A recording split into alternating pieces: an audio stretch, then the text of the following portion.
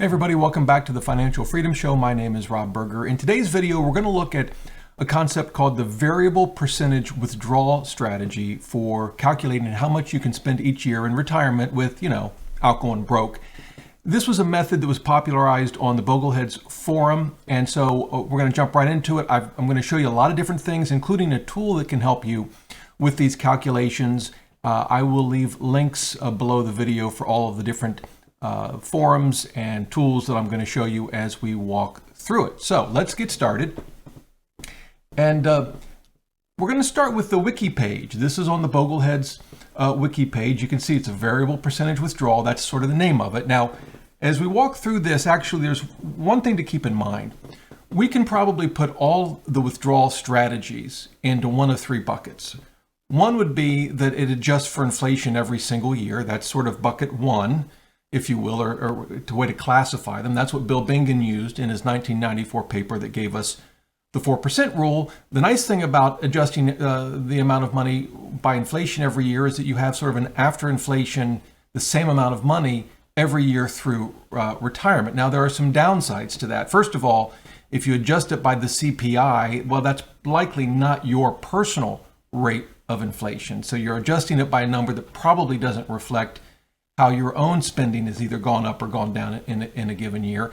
The second thing is we tend not to spend the same amount of money on an inflation-adjusted basis throughout retirement. We actually tend to spend less overall as we age, even if healthcare costs go up. So that's a second problem.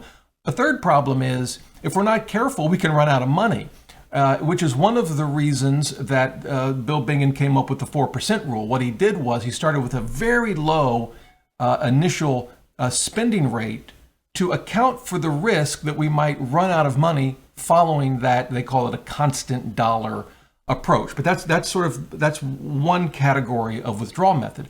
On the other extreme is one that just uses a percentage. Maybe that percentage is fixed. What we're looking at today is a variable percentage, but in that case, we completely ignore inflation. That has nothing to do with the calculations, as you'll see.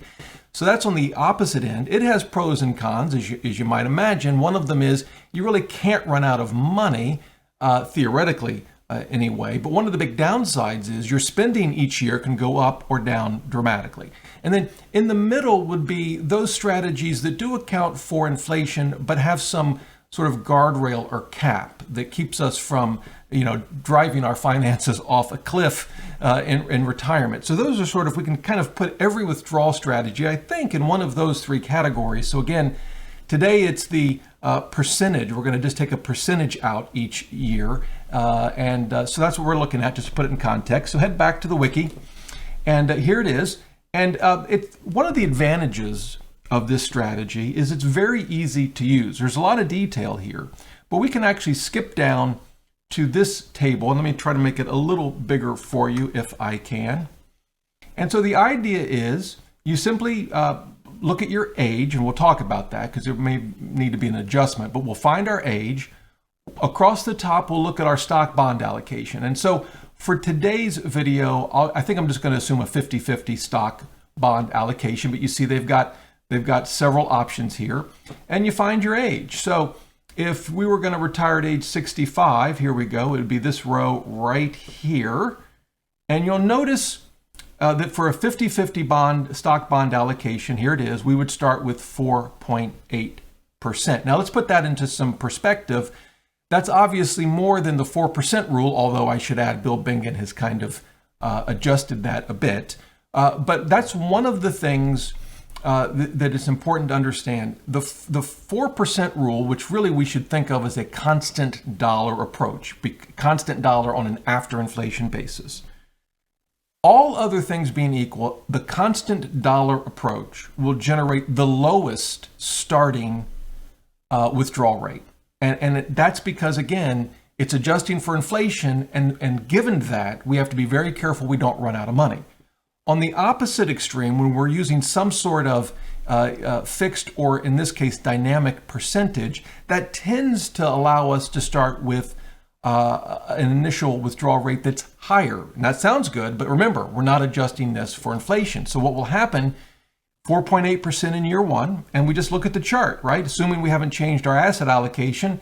Next year, well, in theory, we get a raise, right? We go from 4.8 to 4.9. I say in theory because if the stock market crashes and our portfolio is down by 20%, then yeah, our withdrawal rate has gone up by a tenth of 1%, but the actual money we can spend will go down significantly. And we'll take a look at some examples in just a minute. And you can see how this slowly ratchets up as we get older.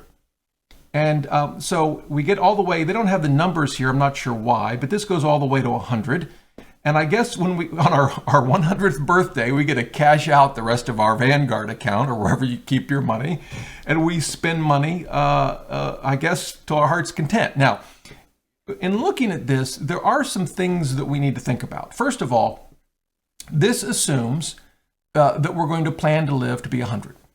Now, you may not want to make that plan. Maybe you plan to live to be 95. That's good enough for you. And so if that were the case, you would have to adjust which row you were going to use. For example, if you were retiring at 65 and you wanted to have a retirement plan assuming a 30-year retirement, so 65 to 95, you'd actually start at row 70. Because again, this is assuming you live to 100. And so if you only want to assume a 30-year retirement, you'd start at 70. And by the way, that's what Bill Bengen assumed, a 30-year retirement. And that brings our withdrawal rate up even higher to 5.2%. And that kind of makes sense. Again, this chart assumes you live to 100. So starting at 65 would assume a 35-year retirement. But if you only assume a 30-year retirement, then your initial withdrawal rate would go up a bit. Now, that raises a couple of questions. We can assume all we want, how long we're going to live, but of course, that doesn't mean that that's what's going to happen. And so what happens if you assume, we'll assume we're going to live to be 100, why not? And we're 65 when we retire. But let's scroll down here. Let's say we're right in this row, we're 95. Well, what do we do now? I mean, we've planned to die at 100, but life, maybe we'll live to be 105. And so if you read all of the forum posts on this in the wiki, and by the way, there is a large forum post. Here it is. Again, I'll link to it. You can see it's 33 pages. So there's a lot of content here. But from what I can gather, one of the suggestions is that if you make it to 80 right here, what you should do is buy an annuity. Basically to ensure against the possibility you live longer than you expected. Now, it suggests an annuity indexed for inflation. You'll see references to that. To my knowledge, those don't exist anymore. They used to, and from everything I've read, they were a really bad deal, meaning they were just too expensive. But they don't exist anymore. I think you can find some that might adjust by 2%, and I saw a reference in here to say, well, maybe that's good enough because that's the Fed's target inflation rate. Yeah, it may be their target, but as we've seen now, we're at not over 9% inflation, at least based on CPI. So, it doesn't mean that annuity is a bad idea, and it may very well, depending on your circumstances, be a reasonable thing to do at 80 or some other age, but I'm just sharing with you the strategy here. They recognize that you can plan to for a certain retirement, but you may end up living longer. So that's, one way to deal with that potentially could be an annuity. The other thing that they suggest is when you get up into your 90s, you see these withdrawal rates really go up. And so one suggestion would be to slow down the increases. Don't follow this chart exactly. Of course, you may or may not have that luxury depending on your financial needs, but the idea would be to slow down your spending and not increase according to this table. But that's a reality that you need to understand with this approach. It makes an assumption about how long your retirement is going to be, and that may not be the case. There's also the flip side. One of the things about this approach is if you nail it right, you say you're going to live to be 100 and that's what happens, and then you die, you've spent all your money. That may sound good. We certainly don't want to underspend, right? At least if that requires a lot of sacrifice. But you could be following this approach and die when you're 75 or 80. Of course, that's true with any withdrawal strategy. But as we'll see, one of the things that concerns me about this approach is that your spending actually goes up significantly in the later years of your retirement. And while, study after study shows we don't spend more as we age on an inflation adjusted basis. Now, again, your specific circumstances, maybe you will spend more in your 80s and 90s, but most people don't. And this withdrawal strategy, as we'll see, actually has your spending going up pretty significantly later in retirement. So one other thing. So the table is here. I'll link to it. Very easy to use, which is, I think, a positive for this approach. They do also offer a spreadsheet, and I will link to it. And the spreadsheet, actually, you can see an example of it here, allows you to factor in pensions, including Social Security. And one of the interesting things about the spreadsheet is, let's say you're 65 and you plan to hold off on Social Security until you're 70. You can reflect that here. In fact, that's actually what it's got right here. They've got someone, you can see over here, age 60. They're not going to collect Social Security until 70. And that actually gets factored into the withdrawals that you can take. The idea being maybe you can take a little bit more for now, because once you start getting Social Security, you'll end up taking a little bit less. So if that's something that's of interest to you, I think this spreadsheet could be helpful. It also includes, by the way, if we scroll down here, a lot of backtesting data. So for you number crunchers that want to look into all of the details, again, links below the video, but I think you'll find this data very, very interesting, and I'm continuing to look at it now. So that's the basic approach. Let's take a look at this in action, and it will, I think, highlight some of my concerns about this approach. And we're going to use FI Calc, and I'm going to start from scratch. Again, I'll leave a link to this tool below the video. It's a free tool. And so what you have to do, you have here how many years you plan to retire. I'm going to leave it at 30 for now. Your portfolio value, your asset allocation. We're going to set this to 50-50. And we'll assume 0% cash for now. Notice, by the way, you can include here annual fees. I highly recommend that if you pay an investment advisor and a percentage of your investments to manage your accounts, because that can get very expensive, and that will absolutely affect these numbers. Now, if you have all your money in low-cost index funds, which you can kind of get an idea that's what they're assuming here to begin with, then it's probably not going to have much of an effect. So we'll assume 50-50, and then it starts off with a constant dollar. That's basically the Bill Bingen approach, but we want to go right down here. Variable percentage withdrawal. And this, if you can see it right here, this is a really important part of the tool. It allows you to assume a minimum withdrawal amount. And I encourage you to use it because and that's true with any percentage approach, because if you think about a percentage, you'll never run out of money, but getting 5% of $4 in your last year of retirement isn't exactly success. And so whatever you put here, just understand that FI Calc will adjust that year to year by the rate of inflation. Now, I'm going to actually uncheck that for our purposes, just so we can see the fluctuation in spending. By the way, you can add any additional income here, any additional withdrawals. Maybe you're going to take a trip around the world when you're 70. And then you could also adjust the historical data. I'm going to leave it alone. It goes from 1926 to 2022, but you can play with that to get different data sets. All right. And you'll notice using this, we never run out of money. That's true. That's by definition with this approach. You don't ever run out of money.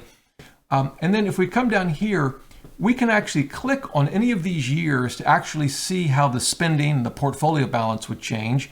And so let's start with what would have been a rough year to retire, certainly if you're using the constant dollar approach, and that's 1966.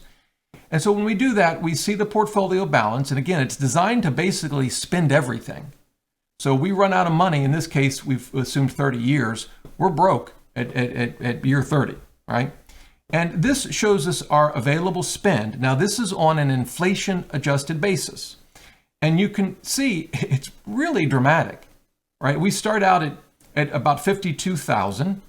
And let's actually think about that for a minute. 52,000 on $1 million portfolio with a 50-50 stock bond allocation. So that's roughly 5.2%. If we come back to the table, here's our 50-50 right here. So this is the column we want to look at right here. 5.2%. And yeah, right here it is. and it's age 70, right? Remember, because we're assuming a 30-year retirement. So that all works out. That's correct. But you'll notice the markets weren't doing great, and inflation was an issue. So on an inflation-adjusted basis, we really ratchet down. Look at this. We're getting less than half our initial amount of money in 1982 on an inflation-adjusted basis. Now remember, for those old enough, and I remember 1982, inflation, that was sort of the peak, and there was a really bad decade plus of inflation. And then we go back up and we spend more, and we get, we never actually get to that $50,000 on an inflation-adjusted basis. And that's one of the big downsides of this withdrawal strategy. Now, for some of you, it may not matter.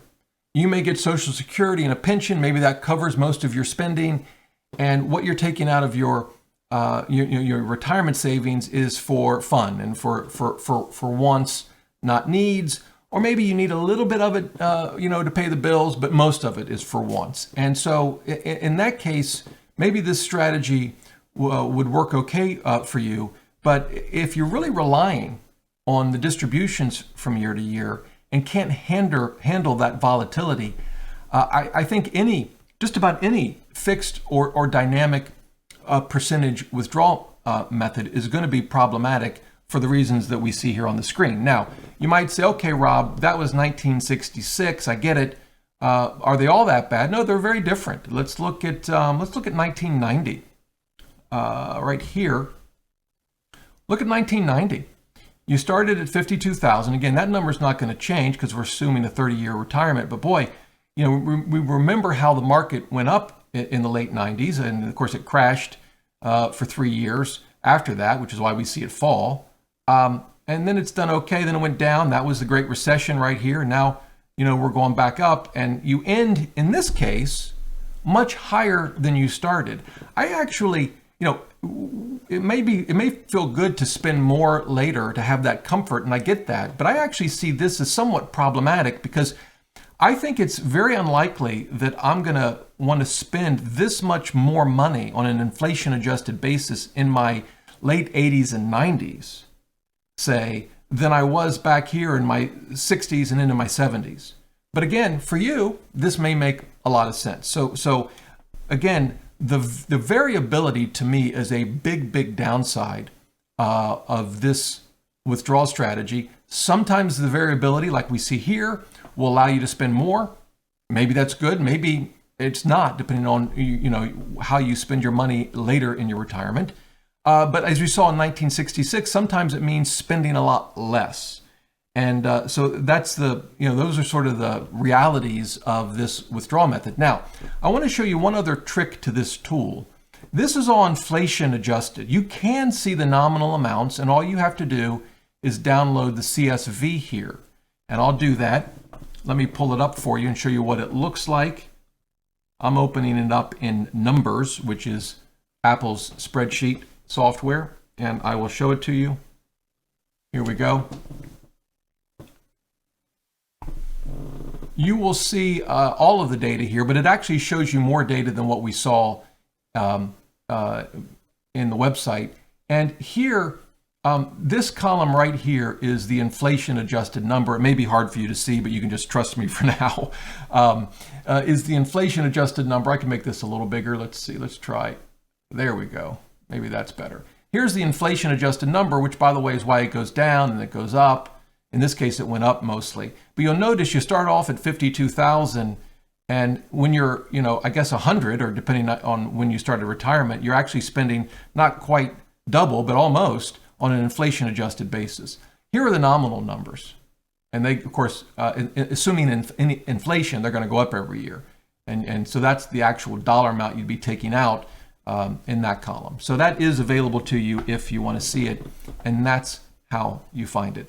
So at the end of the day, I think there are some advantages to this method. It's very easy to use. It is designed so that theoretically you can't run out of money. Again, if you use the FI Calc tool, I do highly recommend setting a minimum distribution amount, because I think that's just reality. It's no good taking out, 50% when you're 98 or 99 of $100, right? So I think it's important to have a minimum threshold. So, but you won't run out of money in theory, and it's very easy to apply. I also like the fact that they've back tested it, and you see different withdrawal rates for different asset allocations.